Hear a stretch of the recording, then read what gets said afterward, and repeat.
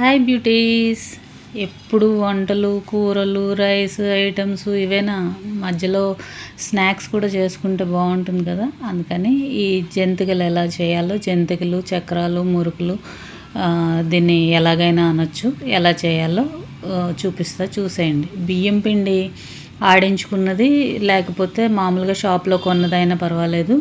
2 తవ్వలు, మీ దగ్గర తవ్వ లేకపోతే ఏ గ్లాస్తో అయితే తీసుకోదలుచుకున్నారో ఆ గ్లాస్తో 2 గ్లాసులు బియ్యం పిండి అయితే 1 గ్లాసు శనగ పిండి తీసుకొని 2 బాగా కలుపుకొని పక్కన పెట్టుకోండి.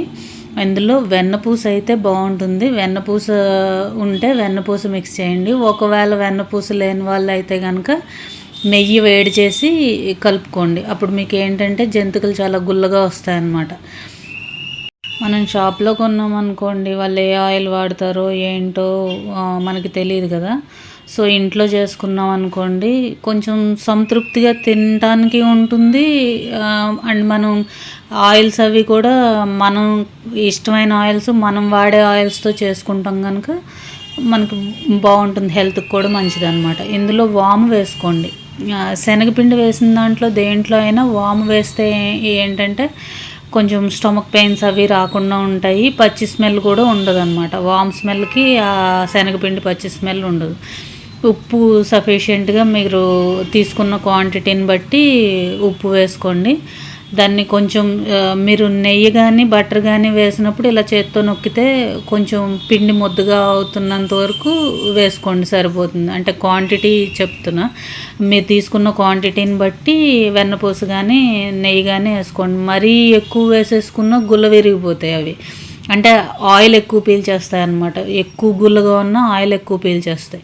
దీంట్లో మామూలు వేడి నీళ్ళు, చల్ల నీళ్ళు అట్లా ఏముండదు. మామూలు రూమ్ టెంపరేచర్ వాటర్తోనే పిండి అంతా ఇలా కలుపుకోండి. బాగా గట్టిగా కలిపేసుకోకండి. ఇలాగ కొంచెం పిండి కూడా మీకు చూస్తే తెలుస్తుంది కదా, ఇలా గుల్లగా ఉన్నట్టే కలుపుకోవాలి.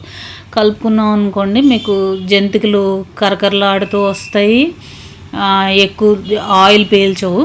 దీన్ని మనమేమీ నానబెట్టక్కర్లేదు. ఎక్కువసేపు మీరు పక్కన పెట్టి నానబెట్టాల్సిన అవసరం ఏం లేదు.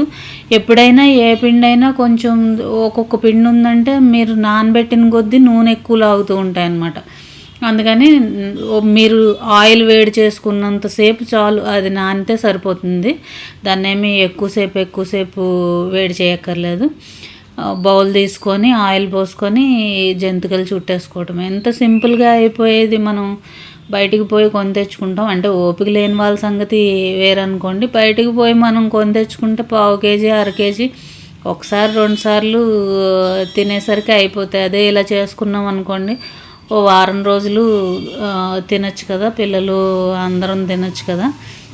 సో ఇంట్లో చేసుకోవడానికి ట్రై చేయండి. ఇంత సింపుల్గా అయిపోయే వంటని మనం చాలా జూమ్లో చూసి దీన్ని అంటే పెద్ద పని కింద చూస్తాం. కానీ ఇప్పుడు నేను వీడియో చేసినంత టైంలో మీరు అన్నీ పిండి కలుపుకోవటం చేసుకోవటం కూడా అయిపోతుంది. అంటే జనరల్గా చెప్తున్నాను. సో ఇంట్లో చేసుకునే వాళ్ళు ఎవరైనా ఉంటే కనుక ఇలా సింపుల్గా చేసేసుకోండి. టేస్ట్ అయితే చాలా బాగున్నాయి. ఈ మధ్య కొంతమంది లేడీస్ ఇళ్లల్లో చేసి అమ్ముతున్నారు. నాకైతే మొన్న ఒకళ్ళు చెప్పారు, ఇంటికి వచ్చి ఆవిడ మన ఐటమ్స్తోనే చేసిస్తారంట.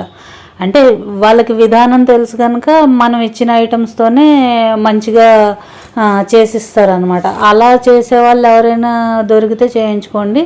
కానీ వాళ్ళైతే చాలా బాగా చేస్తున్నారు.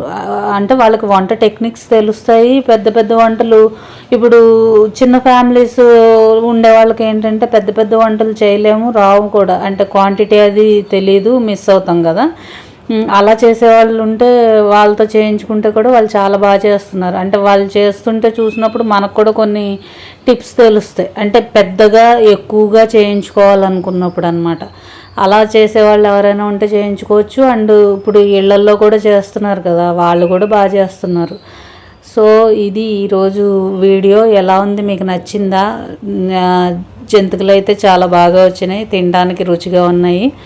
వీడియో చూసి ఎలా ఉందో కామెంట్ సెక్షన్లో చెప్పేయండి. ఒక లైక్ చేసి షేర్ చేసి సబ్స్క్రైబ్ చేసుకోవటం మాత్రం మర్చిపోకండి.